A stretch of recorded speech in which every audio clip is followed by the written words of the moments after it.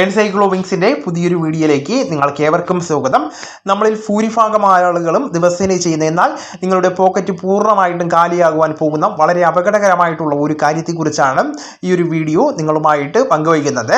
നമ്മൾ സുഹൃത്തുക്കളിൽ നിന്നും ബന്ധുക്കളിൽ നിന്നോ ഒക്കെ വലിയ തുകകൾ വാങ്ങാറില്ലേ? എന്നാൽ ഇനി മുതൽ 20,000 രൂപയിൽ കൂടുതൽ പണം കൈമാറുന്നവർ ഈ ഒരു കാര്യം ശ്രദ്ധിച്ചില്ല എങ്കിൽ വാങ്ങിയ തുക എത്രയാണോ അത്രയും തുക തന്നെ നിങ്ങൾക്ക് പിഴയായിട്ട് നഷ്ടപ്പെടുന്നതാണ്.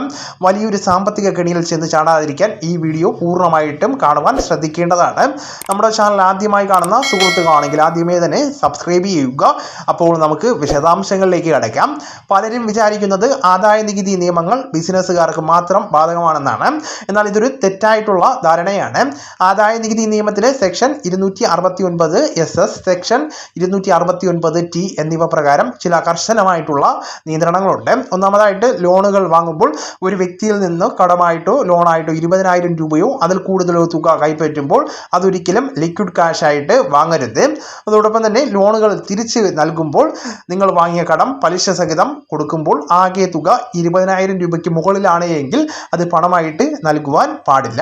വസ്തു ഇടപാടുകൾ നടത്തുമ്പോൾ ഭൂമിയോ വീടോ വാങ്ങുവാൻ അഡ്വാൻസ് തുക നൽകുമ്പോഴും ഈ ഒരു 20,000 രൂപയുടെ പരിധി ബാധകമാണ്.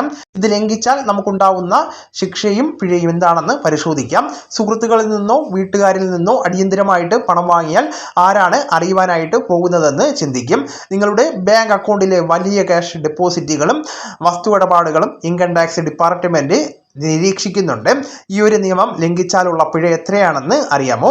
സെക്ഷൻ 271 D പ്രകാരം 100% പിഴയാണ് ചുമത്തുന്നത്.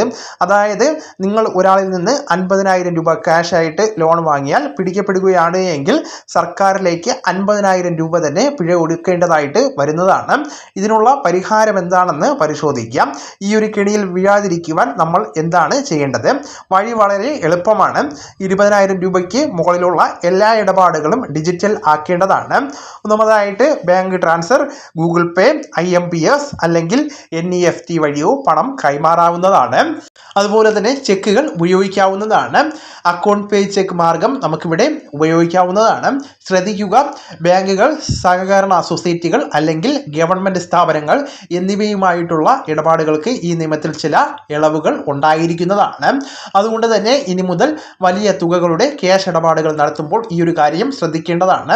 സുരക്ഷിതരായിരിക്കുക. ഈ ഒരു അറിവ് നിങ്ങളുടെ സുഹൃത്തുക്കളിലേക്കും കൂടെ ഷെയർ ചെയ്ത് എത്തിക്കുവാൻ നിങ്ങൾ ശ്രമിക്കേണ്ടതാണ്.